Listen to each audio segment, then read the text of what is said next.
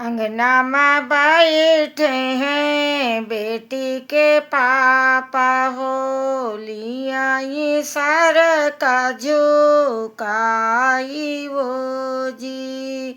कहवा से पाऊँ बेटी दान दहेजवा, कैसे के करूँ तोरा ब्याहू जी।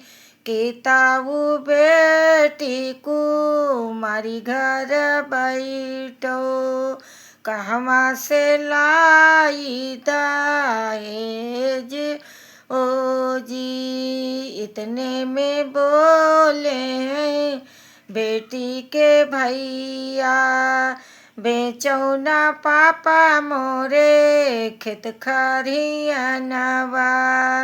बेचो ना पापा जी ढलता लवरिया, कारो बहिनी जी का ब्याहू जी।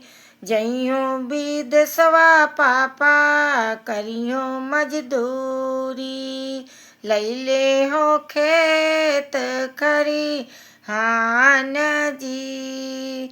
बहिनी जो बैठी है घर में कुमारी, रखिए ना कुल केरी लाज ओ जी।